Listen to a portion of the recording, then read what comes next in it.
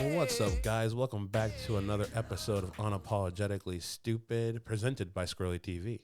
I'm the hostess with the mostest, best of the Midwest, Jeff Rhodes, and with me, as always, I have the sensationable Nick Shin. What's up, everybody? Like always, make sure to head over and give us a like on Squirrely. Give us a squirrely like at Squirrely TV. Give us a like and follow on Facebook and Instagram and Twitter at Squirrely TV, and subscribe to the YouTube channel. What are you going to do when I can't be here to help you get through your trials and tribulations of talking? One of these days, it's going to push me to be the best self I can be without having to fall back on you. Intro, like helping with the intro. One of these days I'll get it. It's that presented by Squirrely TVs and the whole like and follow thing that we added. Because I'll tell you right now, just a little secret. Okay. Nick's going international. Are you really? Yep. Congratulations. Yep, so you won't see me even more. Well, okay. Well, Happy New Year, everybody, all the listeners. This is the new podcast, new us.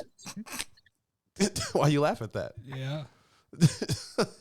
we got some special guests, on the podcast today. It should be a fun podcast, very, very fun podcast. We've been kind of hitting and dropping little clues here and there about what the topic was going to be. Like I said when we originally started this podcast, I want it to be fun and for us to learn something. So I think this year we're going to learn is Nick's going to be crying at the end of this episode. I think what we're going to learn today is about the big sex. Sex. You had all week to come up with an intro. I did, and it's been a rough week. I celebrated New Year's Eve too hard. But we have our special guests with us. We have from Indianapolis, we have Kat Hagen and Candace Morales. Oh, no. Messed it up.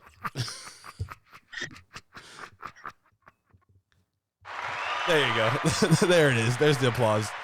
Welcome to the show. Thank you. Thanks for being on. We appreciate this. I know this is a kind of a, professional amateur podcast. This is a professional cluster. That's what I like to call it. But yeah, so just tell us a little about yourselves. Get the pleasantries out of the way. Where you're from, how you got started, and things like that. So I'll go first. So my name is Kat Hagen, and I work at a practice called Healing Hearts in Indianapolis. Often whenever I'm thinking about my journey to becoming a marriage and family therapist, it just begins with, I just always knew that that's what I was supposed to do whenever I was deciding on my graduate career.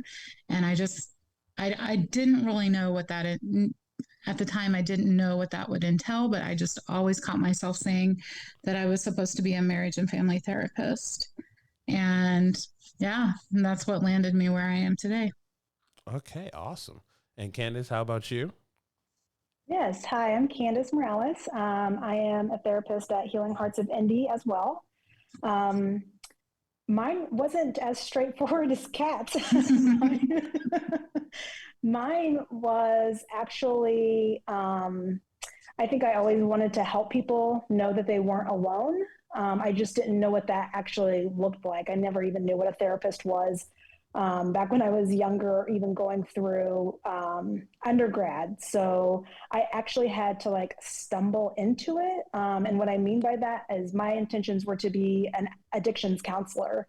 And I just kind of kept following the guidance counselor's advice mostly or mainly into my undergrad and into my graduate, which was if I wanted to be any kind of addictions counselor, it would be better if I did marriage and family counseling because of being around just individuals in general, but then also the families being impacted by addiction. So mine was more of this is what you should do. And I said, oh, okay, that's what I'll do then. Nice. That's awesome. So it's, how do I phrase this? Don't look at me. So you both are therapists. I found you by researching the phrase sex therapist. Now, is sex therapist a real thing, or is it just people? Does it fall into? Is it just a therapist who normal therapist who just talks about sex? Because the only time I've heard this phrase was when that song "Sex Therapy" by Robin Thicke came out, and it was a banger of a song. And that's the only thing I know about sex therapy. So is it like actually like a subgenre of therapist, or just basically a therapist who just happens to specialize in couples and things like that? I would say I think it can be both. Okay. It can be someone who specializes in sex therapy, and then someone who has historically worked a lot with sexual addiction, or maybe not even sexual addiction, but people in need of sex therapy. And they've just kind of gotten into that vein in their practice and they just ran with it. So I think it can be both. I think it can both be someone who is a sex therapist who has extra specialization in that field, and then somebody who also has gotten to be a sex therapist because of the population in which they have worked with. Okay, and so what does that all entail? You kind of touched on it. You said sexual addiction and things like that. So is it like what all does is under the umbrella of sex therapy? Candace, do you want to take that? Sure. So when I think about a specific modality, which would be sex therapist, I typically think about somebody who focuses solely on somebody's mental and emotional, what do I want to say, like their concerns that impacts their sexual either identity or even their sex life, something that can be hindered so much as like an example would be like erectile dysfunction or premature ejaculation, those kinds of things. Like all of that, it can, with a sex therapist, they can really hone in on the emotional and mental aspects of why that's occurring, as long as they've gone through gone to doctors and ruled out medical issues. Okay, so it doesn't always it's not always like couples. Like in my head, I always pictured couples having issues in the bedroom and then talking it out. You're just saying it can be like a singular person coming in just to get down to the nitty gritty of their mental state. Yeah. See, it can be both, though. I just want to say that it can be both. It can definitely be like a male having a higher sex drive, which is typically the case, and then, but not always. But then also the female, maybe not having as high of a sex drive, and so it can definitely be both. Okay, and I know Nick has had one of the question. You're like, no, not like anything with what. I knew you had a question that you wanted to ask that you were. You dirty devil. No, you're going first. I'm going first. I drove all the way here. Okay, so you just walked in here. We got the definition down. So now, I kind of want to get like a scenario, if you don't mind, like kind of like an advice kind of thing. Like if you guys would do that. I know we're not paying you guys, but can we get a little bit of advice? It's a hell of a way to ask. Ask away. Okay, so let's just say that we have a friend. Sorry. Is this asking for a friend in quotation? Oh, I like her. She knows. Yeah, let's just say this guy's name is Matt. Yeah, it's Matt. Hey Matt, if you're listening, it's not you, but Other Matt. the other Matt that we know. So another Matt? No. Okay. So our friend, let's just call him Matt. Let's just say if he was like a more vanilla guy, straightforward missionary guy, but he gets off on missionary. That's like his thing. But his partner is more, into the kinky side of the situation of, sex. And so that's two opposing styles, like sexual styles. What like advice would you give them? It's not a problem now, but like maybe in like the future, it could probably start to be a problem. Vanilla guys, doesn't like to be handcuffed sometimes. I don't know. What would you give? What advice would you give? Sometimes I don't know what kinkiness is. This is a scenario. This is like it's a scenario. We put a name to it. So basically, vanilla guy has, and One person's into things. Yes. And the other person's into other things, and they clash. What advice would you give them? Thank you for summing that up for me. That's what I do. Candace, do you want to take it? Sure. So typically from my perspective, I think that there should be communication in the bedroom outside of just having communication in the living room area. I think people should be talking about what they like and what they don't like. But also when I think about sex in general, typically it's like when we are with our partner, we want to please that other person. And I think with sex, it's extremely vulnerable because we're in our most vulnerable state, right? We're extremely naked, and we are asking people to do things that they may not feel comfortable with. And if you haven't had a conversation prior to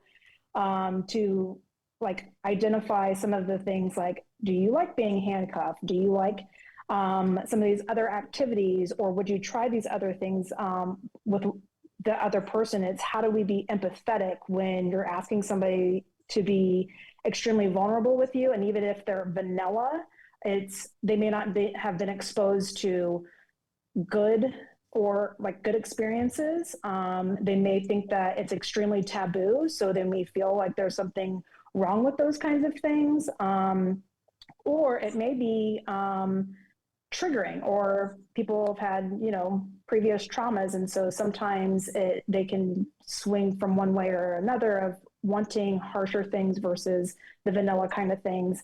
And so when I work with individuals, I always talk about a theory, or not a theory, but like activities called sensate focused therapy. And basically what that does is it's like foreplay, and how do you ramp up to the things instead of being like, okay, I want you to handcuff me to the bed. That might scare people away. Yeah. It's how do we work up? Work your way to the handcuffs. Baby right. steps. Let's talk Baby about that steps. first. Gotcha. That's right. Okay, so communication and just kind of baby steps if you're the more vanilla person, working your way, getting more, vulnerable and kind of safe with so other. You can be like partner. me and literally have a white flag in the corner of the bedroom, and if you see that thing waving, that means you crossed the line. There you go. That's why they come out with a safe word, right? Yeah. Yes. Pineapple. That's the classic one. Yep. Shout out Kevin Hart for the pineapple. Yes. Kat, do you have a take on the situation? I just wanted to touch a little bit on the communication aspect, because I think, in our society and culture, we automatically think we know about sex just because we've had sex. Sure. And we think that our partners should know about sex as well. However, it's probably the most disconnected dialogue in a relationship is becoming very vulnerable and having the dialogue built around sex and what is important to you. It's like having a conversation about anything else, like where we're going to go to eat. What do you feel like eating? It's like it's taking that or opening yourself up to that vulnerability in conversation surrounding sex. So I think even before we start talking about I'm vanilla and don't want to be handcuffed, it's like there has to be more conversation taking place. I mean, that would be my recommendation and encouragement to a couple. Okay. Because there's so much, being involved with someone intimately like that is another level, and I don't think it's something to be taken for granted. And I'm not saying don't have fun in the bedroom, but I am saying be aware of who you are and your needs and your partner's needs as well. And I think that goes a long way, and it's something that's definitely overlooked. Mm-hmm. I like that. I hope Matt, hope you're listening. Just guys. Are you listening? I'm looking at you. Oh, I'm listening. Okay. I'm dialed in. I'm taking notes and mentally. So here's another kind of not scenario, but another kind of thing we wanted to kind of know about. And that's like the emotional thing that we know sometimes it's like a stigma or like frowned upon for men to show their emotions and things like that. So like, I want to know if it's like normal. Like you probably had clients. I don't want you to give up any like client privilege and stuff like that. Just like men get emotional, and I want to know if it's like normal for like the men get emotional like after sex, like to the point of like tears, or just like, oh my, I know sometimes I get emotional, but I don't want to show it. Is that like a normal thing? Yeah, I would say it's up to the individual, honestly. Like, I think if you're the type of person that wants or is expressive in that way, I I think that should be celebrated. And honestly, a lot more women probably want to see a man it being more expressive, even if it's in the bedroom after sex, and even if it's not, that's where that dialogue comes back in about the discussion and really knowing your partner and knowing yourself and what you need is probably more important leading up to being involved in sex than knowing your partner. But I think it's, those doors of vulnerability and being open and being willing to be expressive. Mm-hmm.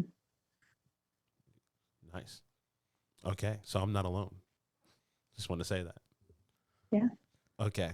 Now I had one, like another, this is the one I wanted to ask.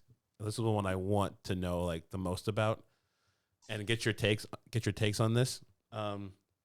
We live, I would say, in like a hypersexualized world nowadays compared to 20 years ago or even 10 years ago.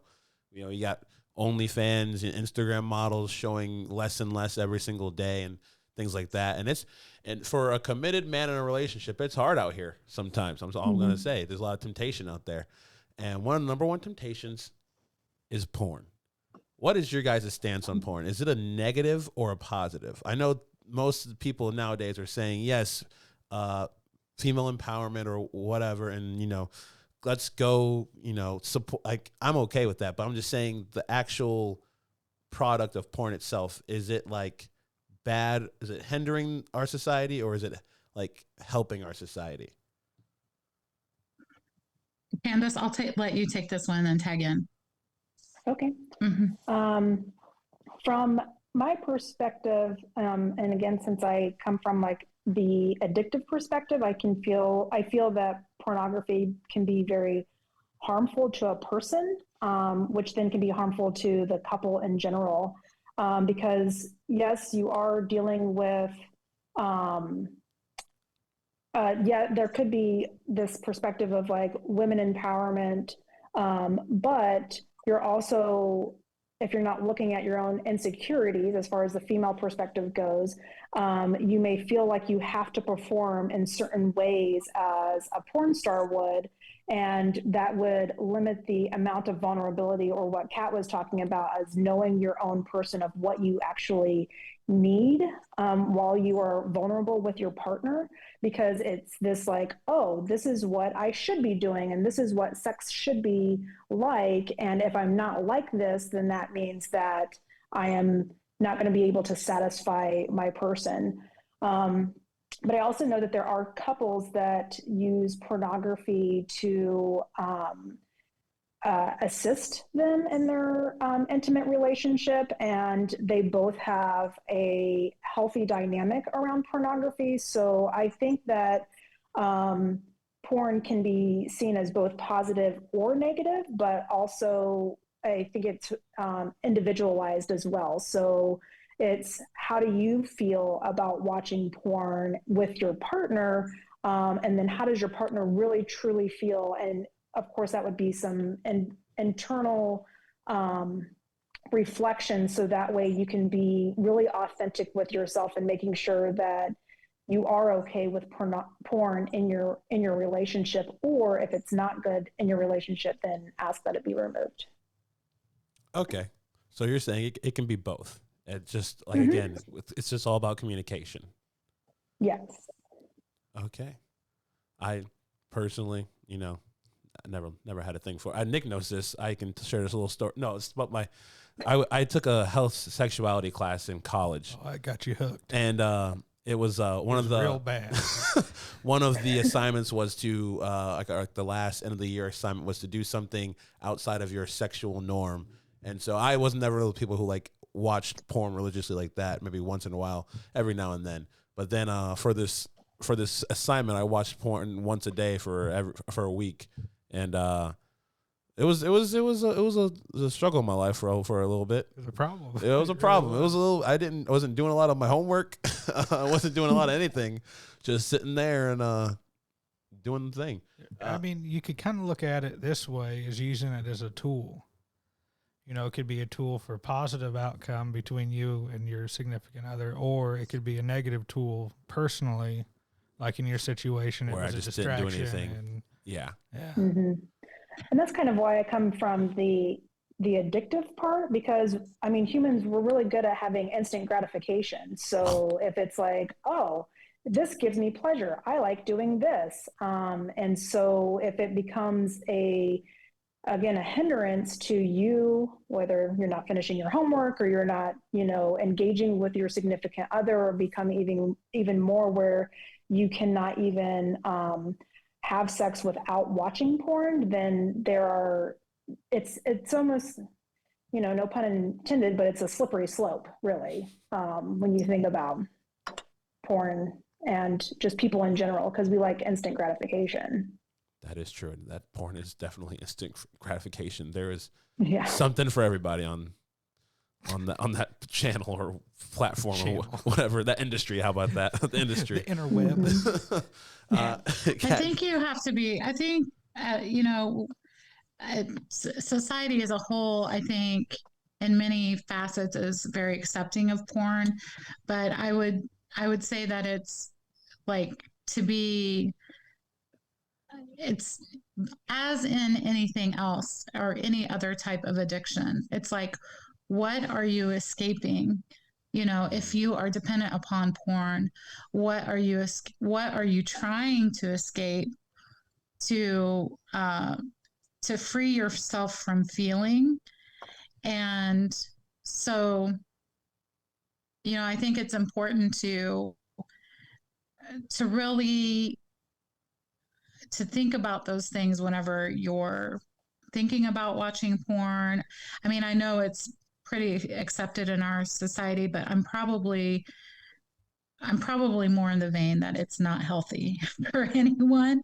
Okay. And that's, where I can see it, I myself can see where it can be used as a tool. But again, I think you have to be really watchful of your motives, and to really, be in tune with yourself, because it can snowball very quickly. And then, if you just even think about our phones, not considering porn, just your phone and the addiction to a phone, and like the need to have the phone and how that impacts even everyday conversations, and everyday interaction. So if you add something into it like porn, and you can't really converse or have sex with your partner without porn, or you don't feel like your need has been met unless you've watched porn,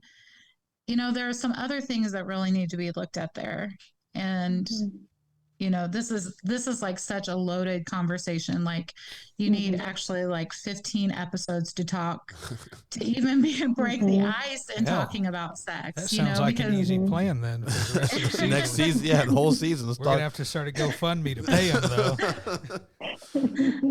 Okay, because my mom would probably agree with you, because she probably is not going to watch this episode. I would hope not, because I'm getting real tired of your mother calling me, yelling at me for things you've done, or your grandmother, or your sisters. Hey, hey, what do we? You got to be smart like me and just don't tell your family you do this. This is a safe place. This is a safe place.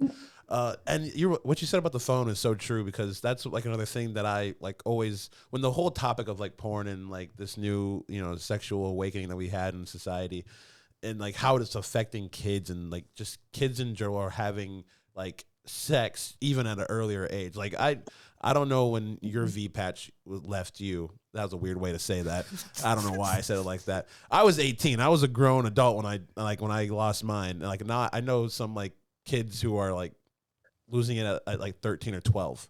And I'm just like, and it's, it makes me think, back when I was that age, like mentally, I wouldn't have been prepared for it. There was because nowhere. I was still running through a field with a stick. Yeah, I was still watching Power Rangers. You still do. What's your guys' take on like, the new generation of kids and like them being a part of this sexual awakening and like the whole OnlyFans thing is ridiculous. But so how should I phrase this? What age should people start having sex? Is it like what is too young to have sex? It's a loaded question. That is a loaded question. It's a loaded episode. Yeah. I mean, I think you have to really a person, an individual has to really understand sex and the consequences thereof. I mean, I wouldn't want my daughter having sex, before she's like way older to be able to understand what that means, because there's such a responsibility that comes with it, especially, I mean, I think it's equal for men and women, but speaking from a woman's point of view, just me myself remembering the first time I ever had sex, I carried that with me forever, and where it's a little bit different, I think our society tells men that it's different. So this is, again, I would say it's a load. I don't know that I can answer it well. Candace, do you have anything? I'll just be transparent. I don't know that I can answer it well. Well, it is definitely loaded, because I think about our society as being we've always advertised sexuality, and I think that impacts both men and women in the same ways of comparing each other and comparing themselves to what they should be, quote unquote, out there. But one of the things that I actually kind of grasped onto, and kind of what I share with some of my clients, is that if you think about like children and just children in general, we come out of the womb like on a blanket slate. We don't have any like feelings towards anything except for getting the bare necessities like eating, sleeping, and getting nurtured. When you start sexualizing or putting a like sexual tone into anything that a child is developing, they're going to have this perspective of what they quote unquote believe what sex is. And it's just like, oh, well, this gives you pleasure, which that equals acceptance. And sex is so, point. I mean, we've touched on that sexuality is an extremely vulnerable experience with another human being. And so to talk to somebody about what age is appropriate to have sex, I think, of course, children should not even be even talked about, but it should be more of like, do you believe that you're ready, like Kat said, to take the responsibility of what sex actually entails? You're taking somebody else's vulnerability with you in that room, and it can be a very magical experience, or it can be a very traumatic experience. And so I think it's more of thinking not just about what you want out of the bedroom, it's also thinking about what the other person wants and needs. So it is kind of a, when do you think you should have sex? You should probably actually know what sex is first before you just do it. Makes sense. And Kat, you mentioned that you had a daughter. Candace, do you have kids at all? I do not have any children. I do have a younger sister. She's 17. Okay. So did you like have the sex talk with your sister, and then Candace, did you or Kat, did you have the sex talks with your daughter? Like, what age did you do it? like give him I a don't. talk? I wasn't saying I have a daughter. I said if I had Oh, if I had a daughter. got you, Yeah. got you. Sorry Oh for no, no, that. it's fine. I was just wondering, like, if you had the sex talk and like what age like they were when you had it, because I know that my mom has tried 4 times in my life to have the sex talk with me personally, and I avoided it like the plague. I learned it in the sixth grade. Yeah, well, we had the sex ed in sixth No, I grade. didn't learn it at school. I learned when I got a nephew. You learned when you had a nephew what sex Yeah. was. Yeah, because I learned that it could be a good thing or a bad thing from the vein in my father's head. And when I found out I was going to be an uncle. Yeah, I just know that Yeah. my mom has been trying. Like, I remember one time it was in high school, and I was like, when I got my first girlfriend, she tried to tell me that. I'm like, I swerved it. I'm like, I'm not even trying. We haven't even talked about that, even me and her. Like, no, mom, that's weird. And I kind of just grew up just learning from books, not books. I didn't read, just like TV shows, I guess, and just things I've heard like from friends and things like that. So I don't want to have kids. It scares me. This whole new thing scares me. The whole sexual. I think all this. it goes back to conversation against though, and that's what the debate in our society is over right now. It's like securing the innocence of children. It's not saying, it's not being on the right or the left. It's securing the innocence of children. And it's like I think, securing our worth as individuals, and carrying that with us as we go forward so that we can fully embrace um, what what these decisions and these choices are about in our lives, and I think that's probably what your mother was trying to do for you. And I mean, just giving yourself grace, it's because, you're a teenage boy, this was your mom trying to have this conversation. And it's like, the last thing you want to think of, you don't want your mom as a teenage boy, like really talking about your penis and all how it works and everything. Right. That's fair. And so there's going to be some natural aversion to that. But again, I think there's such a huge debate right now over just the protection of information or knowing things too soon because we're so easily groomed. It's coming at us 24/7 to be sexualized or to be sexual beings. And we're yes, we're sexual beings. We were made to have sex, but we're so much more than that. So yeah, I agree with everything you said. I agree with all that, just in, not just sex, but, kids growing up, in my opinion, the world throws curveballs and everything, and everybody's life's different. But, a kid should be a kid as long as they can. Oh, for sure. And, just the way the world is now through social media and TV, they're just like you said, they're easily groomed. Yeah. And they then, can't wait to get older and all that stuff. Kids stop being kids sooner than they should be.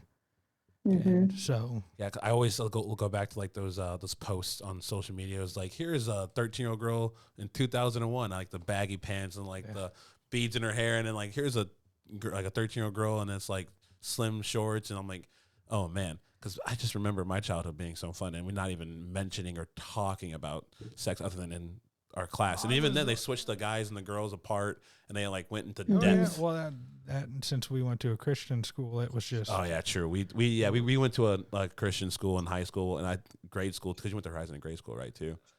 I don't know that. So like we were always taught sex before marriage is horrible. Don't you ever do it. And so like I mean, what's your take on premarital sex? Like, because I know from the Christian faith, it's like frowned upon heavily, having sex or living together before shacking up. I think my grandma almost had a heart attack when I told her. Because I know my opinion on this, and it's not worded really well, but. So what's your guys' like? So from what you guys been saying throughout this whole entire podcast is it's all about communication and things like that. But like, I don't know what your religious backgrounds are and things like that. So I'm kind of curious to see what your take is on this. Candace? Oh, sure. So I'm a Christian, and I believe that premarital sex should not be a thing. I think that you should know your your person. Again, communication, building relationship. That is my personal opinion. But I also know that, again, with society the way it is, people are going to have sex prior to marriage. One reason, because it's such a like question mark for everybody of like, what does it feel like, and all of this other kind of stuff. And some people are really amazed by it, and some people are really like let down by it. So there's so from my perspective, I think that the relationship should be built off a solid foundation, which is, can I feel emotionally connected to you? Can I feel mentally connected to you? Can we have a conversation with each other and it be enlightening, as opposed to it just being solely focused on just the sex aspect of things? Because I think that can cloud our judgment, because again, sex is a multifaceted just word in general, because sex can mean so many different things to so many different people. And I think sometimes when they say don't have sex before marriage, it could be because of the fact of, you don't want to have a child without, being committed to the mother or the father. And then also you have sexually transmitted diseases that can come along, and other things that can hinder the ability. Well, oh, damn it. do you have their number, one of them? Yeah. I'd call her real quick. I hate my life. I didn't know there were limits. I guess it must be on meetings. I don't have pro. Yeah, it's like the free so one. If it's like multiple 40 people. Yeah. Because hell, I talked to Phil on Zoom during COVID for hours. Technical difficulties, people. We're too cheap to buy the Zoom Pro. I didn't know it was a thing. I didn't know it was a thing. Through COVID, I'd have like 3-hour conversations with people in other countries, and it never cut me off. So it must be multiple people makes it a meeting, and you got to pay for it. Yes, but I'm sorry about that, Candace. You were on such a roll too, and I was invested in yeah, that. And we were invested. So to get back on topic. Recording in progress. There it is. Oh, okay. To get back on progress, recording in progress, back on record. Your take is more, since you are a Christian, it's kind of less towards premarital sex, but still more towards that communication and the comfortability and things like that. And gnats and things like of that nature. Is that right? I think it's more of like building your relationship first, right? Emotionally and mentally building that relationship, and leaving sex out of it because it can muddy the waters.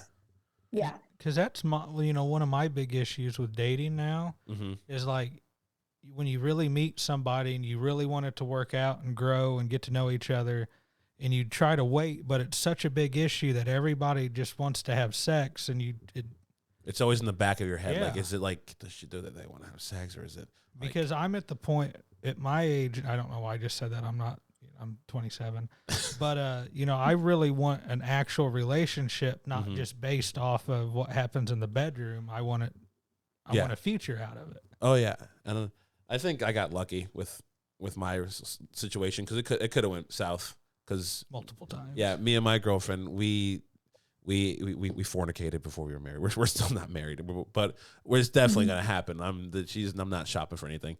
I don't know why I said it like that.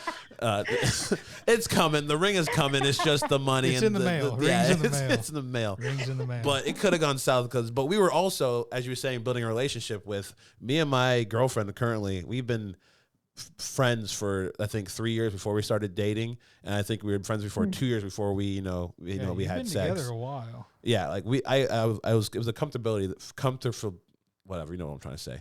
Yeah, there comfort level. Yes, comfort level there when Easy we words. decided to actually partake in the act, and then going forward, she didn't want to date me. After I was a guy who caught feelings right after. I was like, yo, this is the one. And she was like, nah, son. I had to put in the work, and thank God it worked out okay.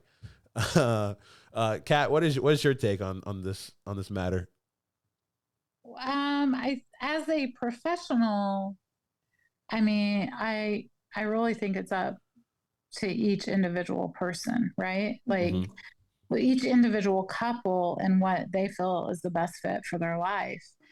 Because who am I to say? Who am I to judge? Like, I think it's important though that, you know, we've kind of, as a society, we've lost the art of knowing our worth and really resting in our worth and living in true freedom.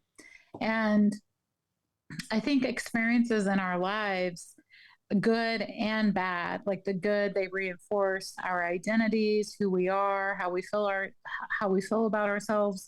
But the bad, it just like chips away at who we are. And I think as you know, as a professional who works with individuals and couples daily who are trying to climb up out of the pit of their experiences, the more that you can limit negative experiences happening in your life, the more, you know, the better off, the more success you're going to have in relationships, because, you know, you're creating space, you're holding space for the things that are meant to be there.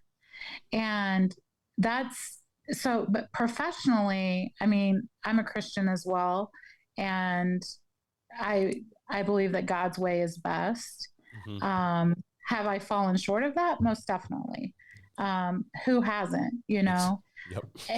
But I also think the church focuses so much on the purity that we neglect really communicating, you know, as like the big C church, communicating the importance of like worth and identity. And it can have an adverse effect if we're just focusing on the purity, because sexual things are normal. They were created by the same God of the universe that we're pushing this purity agenda with.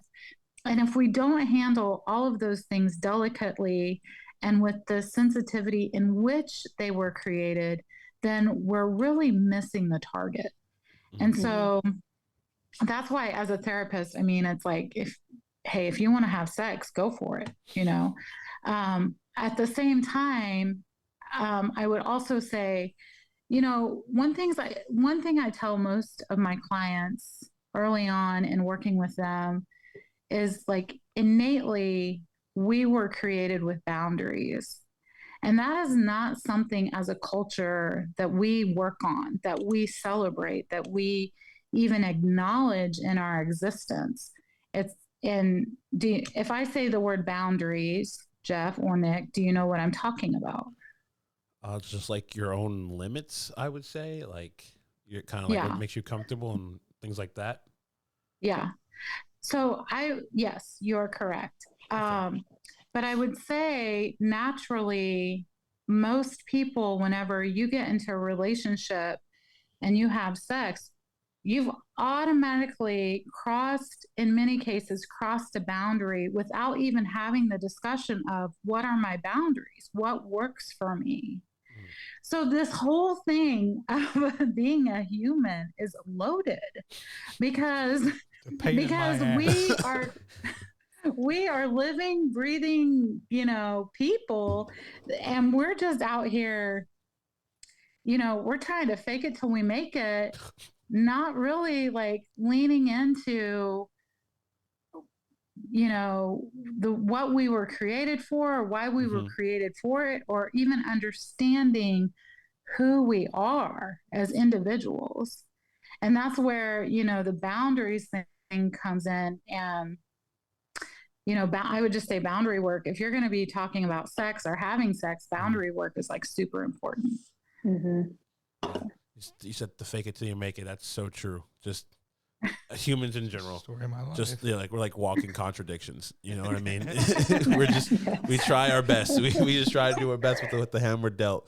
Oh, that's awesome. Well, thank you guys for coming on. I know that we you know, we wanted you on the podcast to talk about, you know, sex, but you guys don't only just, you know, deal with sex therapy things. You deal with other kind of aspects of all over, like mental health and whatnot. And so, can you talk to us a little bit more about your company, Healing Hearts of Indie, and kind of what's that about? So I think Healing Hearts has been around since 2014. I've only been there 1 year.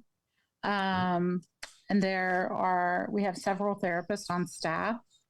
It was founded by Kathy Henry and Christy Alosio, and they're both licensed clinical social workers.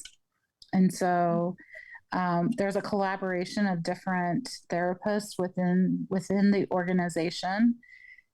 And I think it's safe to say we all have a little bit of a different approach. You know, I'm a marriage and family therapist, so is Candace, you know, and there are other marriage and family therapists on staff as well. But I think our approach, and like Candace was saying, and I'll let her speak for herself, but she comes from more of an addictions angle, you know, and me, I'm still figuring it out. What angle do I come from?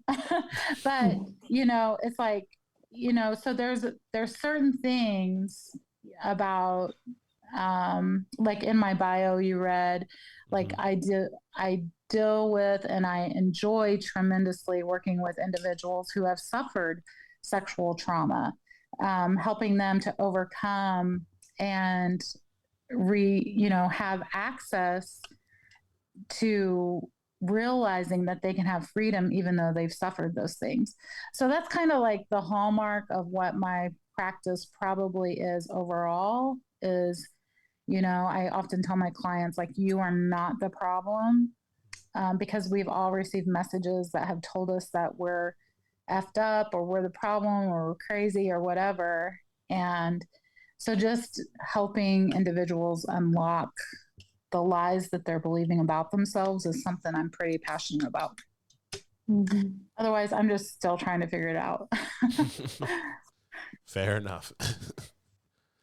Yeah. And Candace, how about you? So yeah, just I've been with Healing Hearts of Indy. It is a private practice. I used to work for the community mental health. So I came from insurance-based with more individuals and more people on their staff. But with Healing Hearts of Indy, I think it definitely having the different varieties of therapists, so that way we can all collaborate on how we're treating each one of our clients. But for me personally, I am extremely passionate about helping people advocate for themselves, because like Kat said, just having that feeling of being told that you're not doing something good enough or that you're not good enough in general. A lot of shame-based work is what I typically do as far as like helping people get through shame and how to identify that they are worthy. They were created for a purpose. And then again, like I said, I do focus on helping individuals with substance use addictions, as well as pornography that impacts their marriages and their relationships.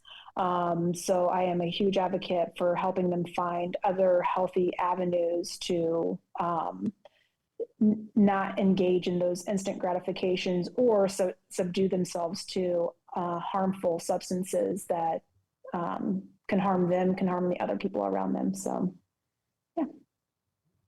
Well, like I said, thank you guys for coming on the show. We really appreciate it. We learned something. Did you learn something today? I learned a lot tonight. And I think a lot of people will get, who listen to this podcast will get something out of it, especially Matt. I just every time I just hear therapy, I just think of, a list of things with boxes, and I just end up checking them all. Yeah, while you're sitting on the couch. And then, I head out of here like Charlie Brown. But, I mean, it's been good tonight just hearing different opinions and everything. Exactly. It was a fun conversation, definitely. And yeah, like I said, and if you guys, any listeners, want to go check them out, healingheartsofindy.com, you can find them, find anybody else. What am I trying to say? Don't look at me. This is horrible. I'll just distract you. Who gave me a podcast? You did. If you want to find any of their coworkers, there's a lot of them, like they were saying, just reach out. Mental health is a big thing nowadays, and you got to take care of your mental health, and that's like number one. The older I get, I don't feel as selfish when I put me first. Oh, you shouldn't. And you know, Amen. Yeah. so Yeah, you know, that's great. we need to put ourselves first in certain circumstances. Yeah. And this is definitely a good thing. Yeah. Well, So. you Yeah. guys. Oh, sorry. I just said awesome. Oh, it sure is. You guys have anything else you want to say or anything? No, I would just say healingheartsofindie.com. That's it. Perfect. Thank you. Yeah.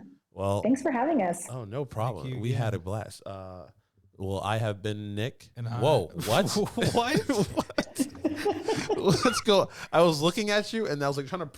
I'm. You act like you you're said the we one don't- that drove 5 hours. You to said be we don't here. need a third person, but trying to work the board and look at you. And I could multitask. Here, next time next week you're getting the board. I can't do this. And I get the board, you go drive the truck. fine. Follow us on all our Yeah, social I got medias. this. Make sure you head over to all of our social medias, Squirrely TV, Facebook, Instagram, and Twitter. Make sure you head over to Squirrely TV on YouTube. Give us a like and subscribe as always. New episodes out every Friday. Every Friday. I am Jeff, And I'm Nick. and this has been This has been another episode of Unapologetically Stupid. You're dumb.